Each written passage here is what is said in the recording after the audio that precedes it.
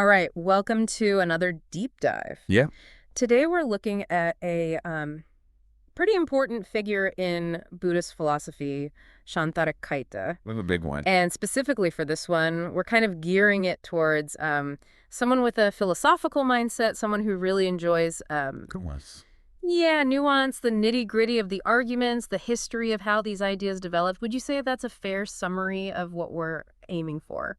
Definitely. I think that that's our target audience for this one. If you Wow. love logic, you love thinking about how ideas change over time, this is the deep dive for you. Definitely, yeah. And for this one, we're mostly relying on the Stanford Encyclopedia of Philosophy entry on Śāntaraka. It's SEP. It's a good one. Yeah, it's pretty comprehensive. It covers a good overview of his life, his main ideas. So I think it serves as a really good foundation for this.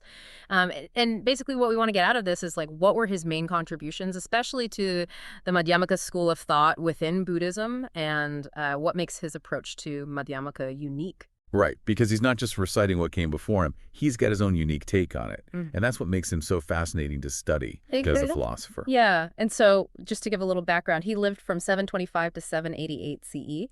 So this is placing him, pretty solidly in the history of Indian Buddhist philosophy after the main founder of the Madhyamaka school, Nagarjuna. Right. So he's coming at this, with the good bit of history behind him, able to engage with earlier developments and ideas, not just within Buddhism itself, but also within the broader Indian intellectual space. All those debates that were happening Yeah. with the Hindus and the Jains. Yeah, totally. And so when we talk about Madhyamaka, like the main thing that, the first thing that talks into someone's mind is emptiness or shunyata. Right. But of course, like if you're coming at this from a philosophical mindset, you might immediately, think like, oh, is this nihilism? Yeah, that's usually the knee-jerk reaction people have when they first encounter the concept of emptiness. Right. They think it's saying nothing exists, everything's pointless. But that's really a misunderstanding. Yeah. And so to clarify, it's not saying nothing exists at all. What it's saying is that all phenomena, everything that appears to us, lacks inherent existence or an unchanging essence or absolute being. Right, so there's no, permanent, independent thing that's behind or underlying everything we experience. Things exist, but they exist in a way that's dependent on other things. And that dependence is key to understanding emptiness. Yeah, it's very relational. And so this idea of emptiness, it's like the bedrock of Madhyamaka, Yeah. But Śāntarakṣita, he doesn't just reiterate earlier interpretations, he kind of gives it his own unique spin. Exactly. And I think for the philosopher listening, what's really going to grab their attention is how he skillfully weaves together different strands of Buddhist thought. He integrates Nagarjuna's anti-essentialism with the Buddhist logico-epistemology, the Pramajja tradition, developed by Dignaga and Dharmakirti. Right, and throws in elements of Yogacara for good measure. So we're talking about the consciousness-focused school of thought. Right. And this isn't just a surface-level combination. No. He's really creating like a powerful original synthesis that marks a really big step, development in Indian Buddhist philosophy. Yeah, it's a landmark achievement. And it's one of the things that makes him stand out in the history of Buddhist thought. He's not just a commentator, he's a system builder. Totally. And so beyond India, his influence spreads to Tibet. Oh, yeah. He was hugely influential in Tibet. Yeah, he made 2 journeys to Tibet, and he ended up spending the last 15 years of his life there. Wow. So he really dedicated himself to spreading the Dharma in Tibet. Yeah, and he did a lot while he was there. I mean, he established Samye, Tibet's first Buddhist monastery. He ordained the first Tibetan monks. But for the purposes of our deep dive, one of the biggest things he did was he set up a rigorous system of philosophical study. Oh, this is key, right? He wasn't just bringing Buddhism to Tibet. He was bringing the tools for thinking about Buddhism critically. And he modeled this system on the great Indian monastic universities like Nalanda and Vikramashila, places that were renowned for their scholarship and debate. Exactly, yeah. Like he was teaching the Tibetans how to do philosophy. Like hardcore philosophy. Yeah, not just accepting the doctrines on faith, but actually critically examining them, engaging in rigorous debate. Yeah, using logic, reasoning, evidence. Yeah, and so his writings, especially his major work, the Madhyamaka, often abbreviated as MA, they became core texts Oh, absolutely. in Tibetan monastic universities. Yeah, they were studied intensely. Yeah, and they ended up shaping the course of Tibetan philosophical thought, for centuries. Yeah, it's hard to overstate his influence. He's like the philosophical grandfather of Tibetan Buddhism. So let's break this down a little bit, especially the synthesis he creates. So he's known as a commentator on Madhyamaka, but what really sets him apart is, like you were saying, this integration he brings. Yogacara, this focus on consciousness, Buddhist logic and epistemology, Puramat, and then engaging with all sorts of, Buddhist, non-Buddhist views. Right, he's drawing from all these different sources and weaving them together into a coherent whole. And his main text, where he really lays out his Madhyamaka view, are the MA, the Madhyamaka, and then his own commentary on that, the Madhyamaka. Right, the MAV. And these texts, they really dive deep into, the intricacies of his thought. And one of the core ideas, a really fundamental concept in Madhyamaka, is the doctrine of the two truths. Yeah, two truths. This is huge. The ultimate truth and the conventional truth.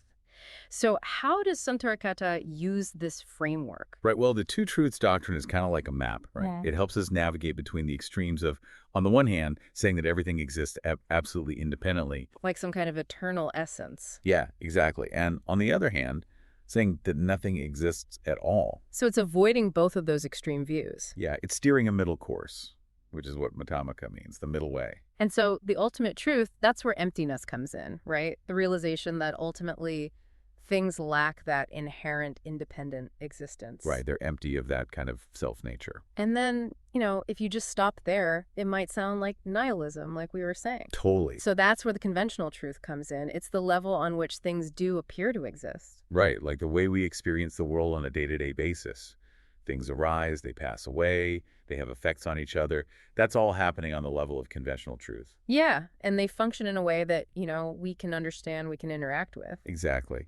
And it's important to note, though, that different Madhyamaka thinkers have slightly different ways of explaining exactly what these two truths are and how they relate to each other. So nuance. Nuance is key here. Yeah. Always nuance. But for Śāntarakṣita specifically, when he's presenting this ultimate truth, the Sepp highlights his argument called the neither one nor many argument. Right, the Ikanika Yoga Hetu. Yeah, it's a mouthful. it is.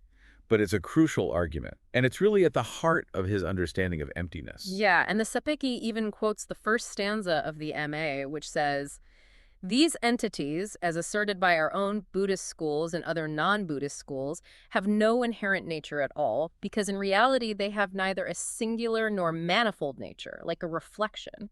So right from the beginning, he's laying out his position. He's saying, look, everything that people are arguing about, whether they're Buddhists or non-Buddhist, they're missing the point. They're all assuming that things have some kind of inherent nature. And so he sets out to prove that they don't. Yeah. And he does that by examining the two logical possibilities.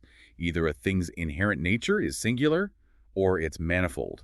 And he systematically shows that neither of those options actually works. So it's like a process of elimination. Yeah, exactly. He's ruling out all the possibilities to show that there's only one option left. Emptiness. So he starts with truly singular nature.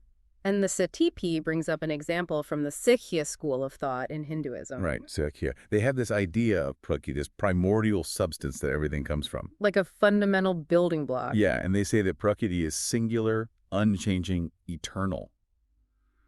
But Śāntarakṣita argues that this can't be right. If it was truly singular, like how could it give rise to all the diversity we see? How could it produce so many different things over time? Right, like cause and effect. Yeah.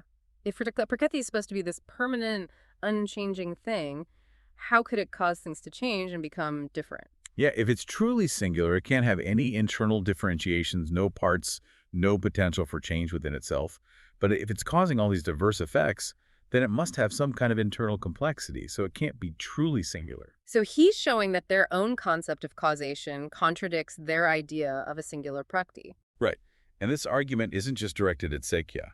He also applies it to certain Buddhist schools, like some interpretations of Sautrantika and Yogacara. The consciousness-focused school. Exactly. Some of them are saying that consciousness itself was ultimately singular.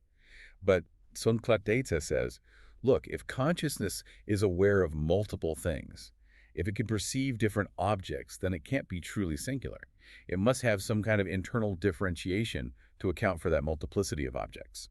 So the very act of knowing different things implies a multiplicity within consciousness itself. Right, exactly. He's pointing out the inconsistencies in their logic. And then he moves on to examine truly manifold nature, the other possibility. Right, so if things aren't ultimately singular, maybe they're just collections of parts, right? Yeah. But Śāntarakṣita says, no, that doesn't work either. Because a truly manifold nature would depend on the existence of truly singular entities to make up those parts. But he's already shown that there can't be any truly singular entities. Exactly. So if there are no ultimate singularities, there can't be any ultimate manifolds either. It's like trying to build a house out of bricks that don't exist. The whole thing collapses. Yeah, it falls apart. And he sums this up really nicely in stanzas 61 and 62 of the M.A. He says, "We have found with analysis that no entity whatsoever has an inherently single nature. Those that have no single nature must also not have a manifold nature. The existence of an entity belonging to a class other than that which has a single or manifold nature does not make sense because the two are exhaustive of all possible alternatives." So by systematically ruling out both singular and manifold inherent nature, he's left with emptiness. Nothing has inherent nature. And that's the ultimate truth. That's the bedrock of his entire system. Things exist, but they don't exist in that absolute independent way that we might tend to think they do. But then, we still see things, we interact with the world, and it seems pretty real. Right, and that's where the conventional truth comes in. And this is where things can get a little bit tricky and nuanced, because different Madhyamaka thinkers have different ways of explaining exactly how the conventional truth works. So how does Śāntarakṣita understand it? Well, he gives his own definition in stanzas 63 and 64 of the M.A. He says, "Therefore, these entities are characterized only by conventionality. Those phenomena that are only agreeable when not put to the test of ultimate analysis. Those phenomena that are generated and disintegrate, and those that have the ability to function, are known to be of a conventional nature." So basically, conventional truths are those things that appear to exist, they come into being, they pass away, they cause things to happen. But when you analyze them on the ultimate level, they don't hold up. They don't have that inherent nature. Exactly. And this is where his commentary on the M.A., the M.A.V., adds another layer of complexity. He says that conventional truths aren't just arbitrary, they're not just made up. They have a kind of authenticity. Right, authenticity. And the reason for that is because they arise dependently on causes and conditions. They're perceived by the mind, and they're the basis for our actions and desires. So there's a reason why we experience them the way we do. Right. It's not just random. It's all arising in accordance with the laws of cause and effect. And the Side P outlines some specific criteria for Śāntarakṣita's understanding of authentic conventional truths. Right. He says they're known by a mind, they can do things, they're impermanent, and they can't stand up to ultimate analysis.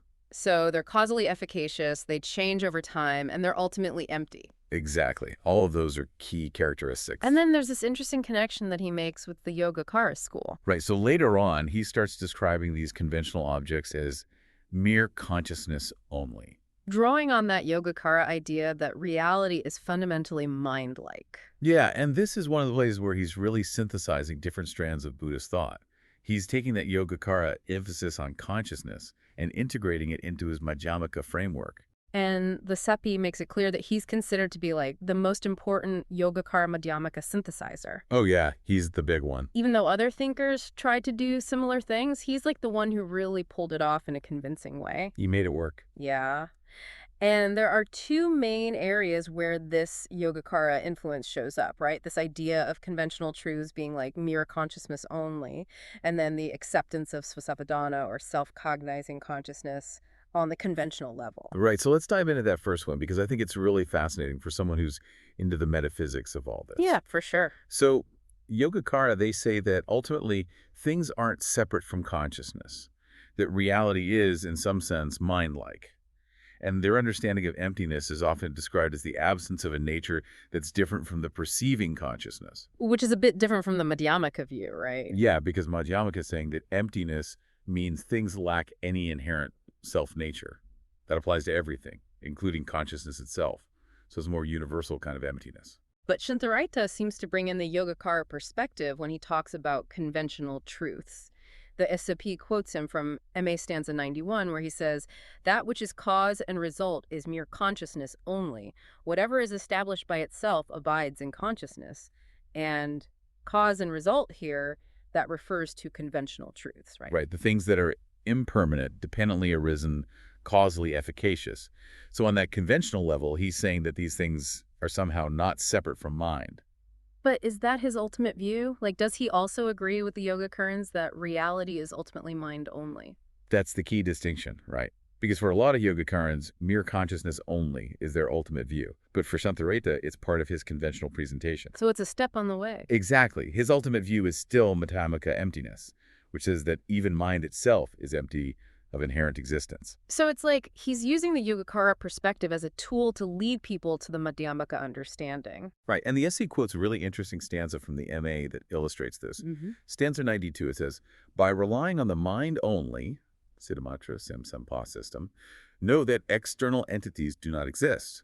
And by relying on this middle way, Madhyamaka Dibiyuma system, know that no self exists at all, even in that mind. So it's like a progression. Yeah, first you realize that things aren't independent of mind. Yeah. And then you realize that mind itself isn't independent either. Hmm. And this is what makes Śāntarakṣita's approach so interesting. He's not just presenting a static system. He's actually outlining a path of understanding. Yeah, and he's drawing on these different schools of thought, showing how they can be used to lead to deeper insights. Yeah, he's like, okay, Yogacara, you got some things right, but now let's take it a step further with Madhyamaka. And that's pretty unique. You don't see a lot of that in earlier Madhyamaka thinkers. And beyond this whole Yogacara Madhyamaka synthesis, he's also known for engaging with other philosophical systems. Yeah, he was a big debater. He wasn't afraid to get into the nitty-gritty with other thinkers, both Buddhist and non-Buddhist. And the Seppi even mentions that he wrote some polemical tracts, which are basically like, philosophical attack pieces. Yeah, he wasn't shy about going after people who disagreed with him.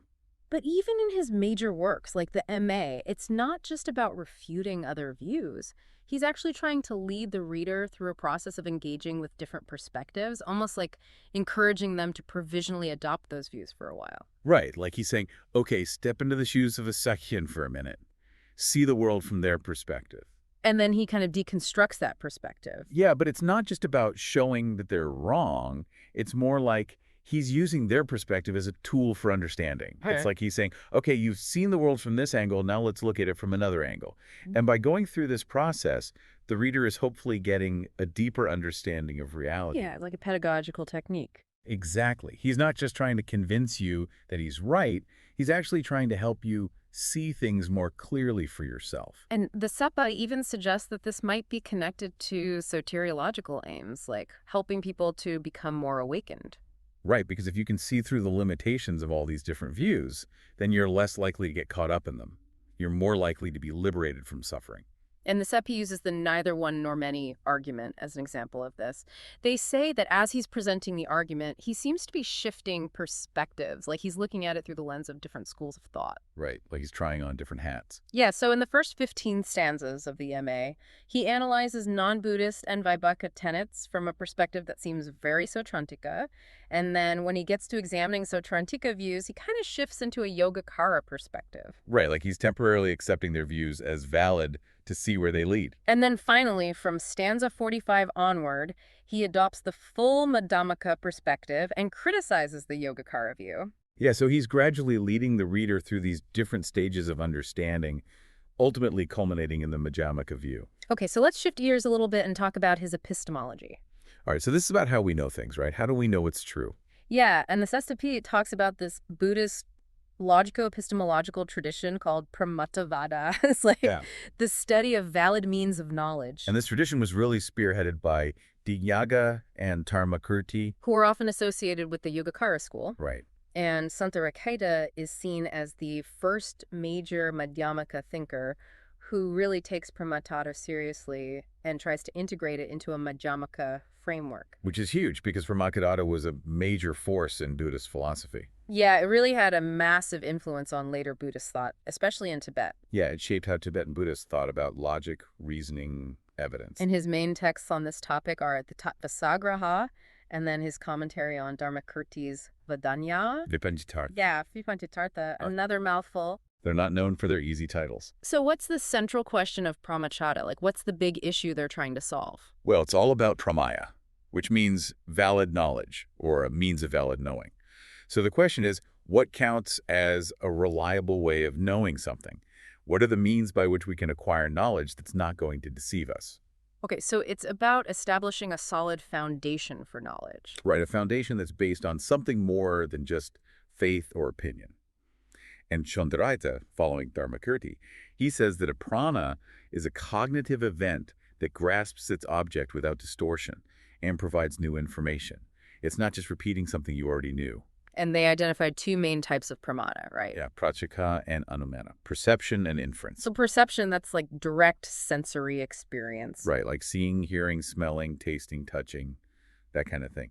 And the objects of perception, they're called svalakainta. And these are considered the ultimately real entities, the things that are actually causally efficacious in the world. Okay, so those are the particulars, the individual things. Right. And then there are universals, the samayalaka, which are these abstract concepts. Right, like cow, horse, human. And early Pramajata thinkers, they were what we call soft connotationists. They didn't think that words directly denoted these particulars, but they somehow referred to them through these concepts, these universals. So there's this question of how inference works, right? Because inference relies on language, and language seems to be dealing with these universals. Right. But the world is made up of particulars, so how can we use inference, which is based on language and concepts, to gain valid knowledge about the real world, which is made up of these individual things? Yeah, that's a big puzzle. It is. It's like, how do we bridge that gap? Well, that's where the Apoha theory comes in. Yeah. Dignaga was the first one to propose it, and then Dharmakirti really developed it. Yeah, exclusion. And the basic idea is that language doesn't work by directly denoting some essence that's shared by all the particulars in a category. Instead, it works by excluding what a particular object is not. So the word cow doesn't refer to some universal cowness that all cows share. Right. It refers to a cow by excluding all the things that aren't cows. Yeah, it's like this thing here, it's not a horse, it's not a dog, it's not a tree, it's not a rock. Oh, it must be a cow. And the Sepp quotes Matello, who gives a really concise explanation of Dignaga's view. He says that each name basically divides the universe into two groups. Yeah, like a dichotomy. The things that the name applies to and the things that it doesn't. Right, so cow divides the universe into cows and non-cows. And then Dharmakirti comes along, and he adds to this. Yeah, he makes it even more complex. For one, he says that perception is non-conceptual. Right, so when you see a cow, you're not immediately slapping the concept cow onto it. You're just having a direct sensory experience of that particular cow. And it's non-erroneous. Right. You can't be mistaken about what you're perceiving. Okay, so perception gives us direct access to the real particulars. Right. But then how do we get from those particulars to our concepts, our universals? Well, Dharmakirti says that it's through these mental representations. We have experiences, we form memories of those experiences, and those memories become the basis for our concepts. Okay, so we start with perception. We form mental representations, and then those representations get grouped together based on similarities. Yeah, and those groupings, those are our universals. But the key is that those similarities aren't based on some inherent commonality. It's more about functional resemblance. Exactly. Like we group things together because they behave in similar ways or they serve similar purposes for us. Okay, and then language comes in and uses these exclusions, these negations, to refer to these groupings. Right. So when I say cow, I'm not referring to some abstract cowness. I'm actually referring to a group of mental representations that I've formed based on my experiences of cow-like things. And the word cow helps me to pick out those representations from all the other representations I have. Right. It excludes the non-cow representations. Okay, so this is all pretty complex. Yeah, Poha is not easy stuff. And it got even more complex when non-Buddhist thinkers like Kumarila and Udyotakara started criticizing it. Yeah, they had some issues with it. They did. And Śāntarakṣita, being the good Buddhist philosopher that he was, he stepped up to defend Apoha. He was like, all right, let's break this down and show you why you're wrong. Yeah, and he does this by focusing on different types of negations or exclusions. So he says there's prasaja pratya, which is like a simple negation. It's just saying that something is not the case. Okay, so like this is not a cow. Right. It's not saying anything positive about what it is. It's just denying that it's a cow. Exactly. And then he talks about two types of paridisa pratya, which are implicative negations. So these are negations that actually imply something positive. Right. And the two types are mental exclusion and object exclusion. So mental exclusion, that's happening in our minds. Right. It's like when we use a concept to exclude other concepts. So when I think cow, I'm mentally excluding all the other animal concepts I have. And object exclusion, that's happening in the world. Yeah. Śāntarakṣita actually thought that object exclusions were real. He thought that there was a real distinction between a cow and a non-cow, even though there's no inherent cowness. Okay, so how does this typology of negations help him defend Apoha? Well, first of all, he emphasizes that for him, Negations and exclusions are pretty much the same thing. Okay, so when we're talking about apoha, we're talking about negations. Right. And he uses this to respond to Kumari's criticism that apoha is counterintuitive. Because Kumariel is basically saying, look, when we use words, we're not always negating things. We're often referring to positive qualities. Right. And Śāntarakṣita says, yeah, you're right. But those positive qualities are often implied by the negation. So when I say cow, I might be implying that it has 4 legs, or it moos, or it produces milk. Those positive qualities are part of my understanding of cow, even though I'm not explicitly stating them. So it's like the negation is pointing towards those positive qualities indirectly. Exactly. And what about the circularity objection? Right. So Kumarila was saying that if you understand cow by excluding non-cow, then you must already understand cow in order to understand non-cow. It's like which comes first? Yeah, the chicken and egg problem. But Śāntarakṣita says that's not how it works. He says that when we form the concept cow, we're not starting with some pre-existing knowledge of what a cow is. We're starting with our experiences. We see these cow-like things, we form mental representations of them, and then we start to notice similarities. And the similarities are based on function, not essence. Right? Like, these things all behave in similar ways. They serve similar purposes for us. So we group those representations together, and that becomes our concept of cow. And the word cow just helps us to pick out that group of representations from all the other representations we have. So it's not that we need to know what a cow is in order to know what a non-cow is. It's that we form both concepts simultaneously through our experience. Exactly. And this is where his emphasis on the psychological dimensions of apoha is really important. It's not just about logic. It's about how our minds actually work. Right. He's saying that our concepts are formed through this process of exclusion, but it's not a purely logical process. It's grounded in our experience, in our interactions with the world. Okay, so to wrap this up, it seems like Śāntarakṣita's engagement with Pramatavada, his defense of apoha, and his integration of all this with Madhyamaka, it's a really crucial moment in Buddhist thought. Yeah, it's a game changer. He's taking these different strands of Buddhist philosophy, he's weaving them together, and he's creating something new and powerful. And this has a huge impact on Tibetan Buddhism, especially. Oh, yeah. He sets the stage for centuries of debate and scholarship in Tibet. So just to summarize, we've looked at Śāntarakṣita's unique synthesis of Madhyamaka with Yogacara and Pramatavada, his neither one nor many argument for emptiness, his nuanced understanding of the two truths, his dynamic and engaging approach to philosophy. He was a real philosophical powerhouse. Yeah, and we've seen how his thought spread to Tibet and had a lasting impact there. Yeah, he's like the intellectual foundation of Tibetan Buddhism. So for you, our listener, as you're contemplating all this, here's a final thought. Given Śāntarakṣita's emphasis on emptiness, on the idea that things lack inherent nature, how might his approach to philosophy, this dynamic engagement with different viewpoints, offer a way for us to understand and navigate the complexities of our own world? Right, like we're constantly bombarded with different perspectives, different ideologies. How do we make sense of it all? Maybe Śāntarakṣita's approach can give us some tools for that. Maybe it can help us to see through the limitations of our own fixed views and be more open to other possibilities.